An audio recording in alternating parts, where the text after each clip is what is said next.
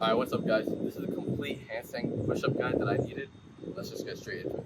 So first, before you start learning the handstand push-up, you want to have a solid foundation. So just hitting 20 clean push-ups like this, body fully straight, and your nose touching the ground should be just enough. Just like that, 20 of those, and also 10 parallel bar dips. I would do them, but I don't have a setup right now. But 10 parallel bar dips, and that should be a perfect foundation for you to start the handstand push-up. Now, once you have the prerequisites, now you want to start with the first step. And the first step would be to do the pike push-up. Pike push-up is a type of push-up that targets more of your shoulders, right? Like a handstand push-up. And it looks like this. So for the pike push-ups, a lot of people that I train find it really hard to do these pike push-ups, even if they're already in the gym and if they've already been doing calisthenics a little bit. So to start from the basics, from the very, very basics, you want to start with pike push-ups. Start in a push-up position, straight, full 180 degree line, and just walk your hands, just one, and go boom, and then walk it one back. Boom. You can go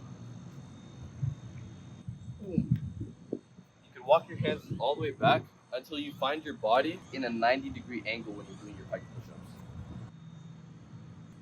So for these, you want to work these in your working sets in the 5 to 8 rep range. And once you can hit 8 pike push-ups, then you're going to be ready to go on to the next step, which would be elevated pike push-ups, which is the next progression. So for elevated pike push-ups, it's going to be the same exact form, but you're just going to be doing it with your feet elevated, right? At first, you want to start off with just a little bit of elevation, so maybe just like something like here, right? But eventually, you can go up and up and up with whatever setup you have, whether it's chairs or some boxes or whatever. Here's going to be the form for the elevated pike. So you're going to have your feet here, straight like this. You're going to straight down. One thing to know is that when you're in the pike push-up, whichever progression it is, whether it's a pike push-up, elevated pikes, or even like handstand push-ups on the wall or free space, you want to make sure that you're going to be in the shoulder width position and your nose should be touching in a triangle, like around here, somewhere around this area.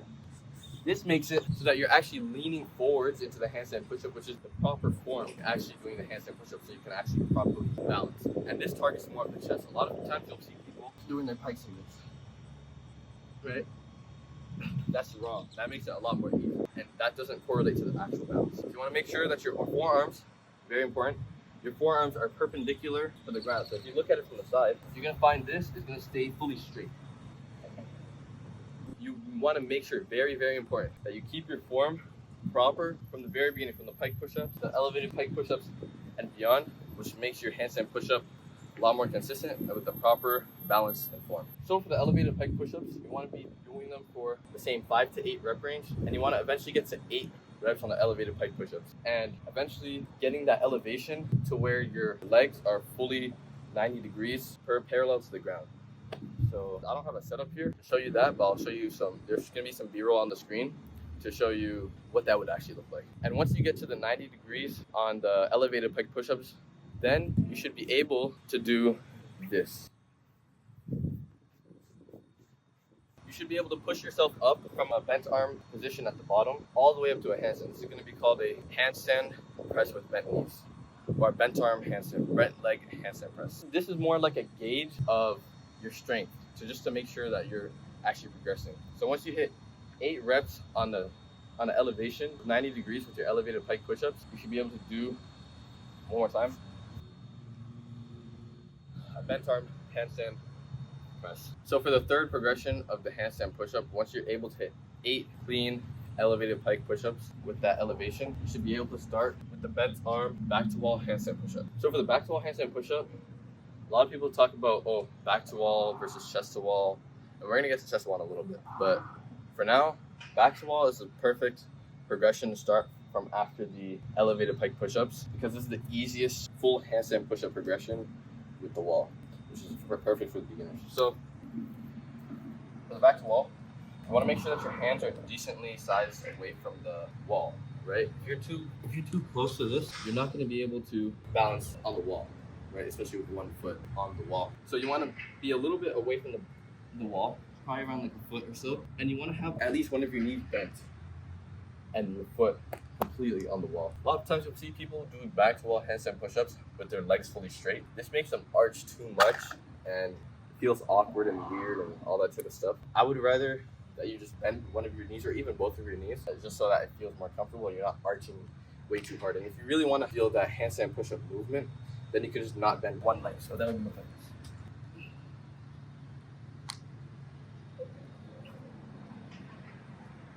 So for the back to wall handstand push-ups, you want to train them in the 3 to 5 rep range, a little bit lower than before. And once you're able to hit 5 clean reps in a row, then you're going to be able to go on to the next progression. So for the 4th progression of the handstand push-up, we're going to move on to the chest to wall handstand.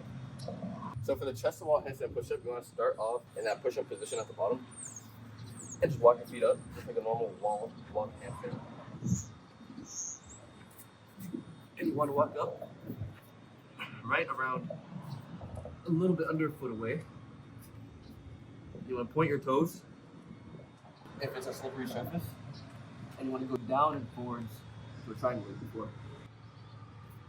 So for the chest wall handstand push-ups, you might find yourself arching a little bit, which is not the end of the world if you're arching a little bit, but you want to minimize that arch because the point of the chest wall handstand push-up is that you stay in a mostly straight line and the force is mostly on your shoulders, right? And the difference between the chest to wall and the back to wall is that. So in the handstand push-up, there's basically 2 ways you can fall. You can fall either forwards or backwards. In the back to wall handstand push-up, you're pushing yourself forward so you don't fall backwards. And in the chest to wall handstand push-up, you're pushing yourself backwards so you don't fall forwards. So when people talk about the debate of back to wall versus chest to wall, this one's better or that one's better, it's kind of useless because both of them have their certain use. So if you're doing one of these variations only, so if you're doing back to wall, let's say, only, then you're probably going to find yourself pushing yourself and falling forwards because when you're in a back to wall, you're relying on the wall in front of you. If there's no wall, you just fall forwards, right? Same thing with the chest to wall. The chest to wall, you have support behind you, right? So if that wall wasn't there, you would just fall backwards. So having both of these in your arsenal and training both of them is crucial so you don't fall more forwards or backwards. And so for these chest to wall handstand push-ups, you want to go in the 3 to 5 rep range also, a little bit lower. And once you can hit 5 chest wall handstand push-ups, you're ready to go to the final step. Now before we move on to the final progression of the handstand push-up, you should be able to do this. You should be able to do the full pike press with straight legs after being able to do 5 chest to wall handstand push-ups. This is more of a gauge to see if you have the proper strength to do the handstand push-up. And finally, for the last progression of the handstand push-up, actually doing it in free space.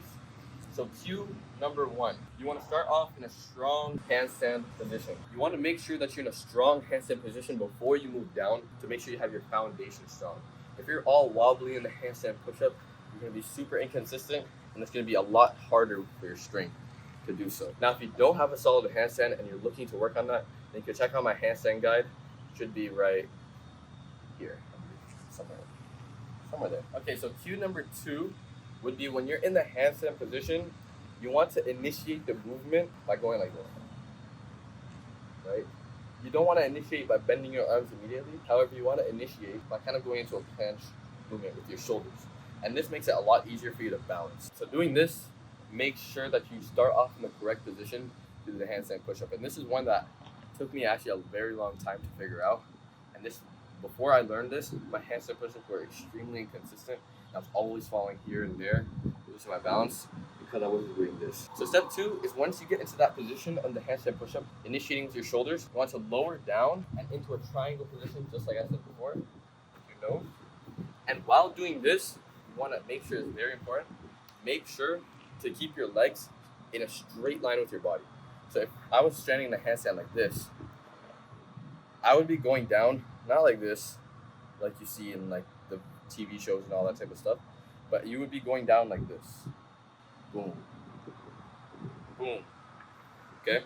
If you go down like down, but you're still arched, you're just gonna fall forwards. And if you go down, but you're too L, then you're gonna fall backwards. So this is why it's important for you to maintain a straight line or a relatively straight line when you're going down to maintain that balance during a handstand push-up. So if you look at the center of mass is right here. When I go forwards, I keep my legs and my torso equally apart so that it stays right in the middle over my hands. and I stay balanced. So this is why these two cues are very key in you balancing during a handstand push-up. Now for this cue, one thing you also want to make sure is that your forearms are perfectly perpendicular to the ground. This is important for not only just the elevated pikes or the pikes, but also for the back wall and the chest wall handstand push-ups. Having your forearms perpendicular keeps your body balanced. This is the foundation of your whole entire body, right? And if your whole entire body is balancing on like this, bent, it's going to be very, very shaky, it's going to be very inconsistent, and it's just not going to work. Make sure when you're doing a handstand push-up, along with the two cues of starting with your shoulders and leaning forward, that your forearms stay relatively straight. Now for the fourth cue. The fourth cue is to not arch too hard when pushing back up into the handstand push-up. It's very, very common, especially for beginners, and even for more intermediates when they're in their later reps with the handstand push-up, because when you arch, you use more of your upper chest and your chest muscles, right? Push up, which makes it easier. However, when that makes you arch, remember this, you go down and you arch too hard, you're gonna fall forwards. So one thing you want to make sure is if you're trying to balance your handstand push-up, make sure to maintain a relatively straight body line, right? There could be minimal amounts of arching, but not excessive amount of arching. And the fifth cue of the handstand push-up is that when you're pushing back up and balancing at the top, making sure that you're reaching the sky with your feet and pushing all the way up and through into the ground. That makes you fully straight and fully as tall as possible, which makes you very strong in your handstand position for you to go into another rep. As for training for your strength in the handstand push-up, training whatever progression you're on, you want to train the progression you're on for 3 to 4 sets in the rep range. So for example, if you're doing the back to wall handstand push-ups, you're going to be training them for 3 to 4 sets of 3 to 5 rep range. Now you could choose either 3 sets or 4 sets. 4 sets if you want to specialize and get some more volume and train more in the handstand push-up. But 3 sets is just fine enough if you're trying to progress at a normal rate. As for training for the strength to be able to do handstand push-up, you want to train whatever progression you're on. Let's say it's the elevated pike push-ups for 3 to 4 sets of the rep range. So for the elevated pike push-ups, you'll train 3 sets, for example, in a 5 to 8 rep range. Now, if you want to specialize more in the handstand push-up and progress faster, then you can do 4 sets of whatever progression you're on. So you can do 4 sets of 3 to 5 on the back to wall handstand push-up if you want to focus more on it. That's it for the guide. Let me know down below if you like the guide and what guide you would want next. New videos every week, inshallah. Peace. Yes, sir.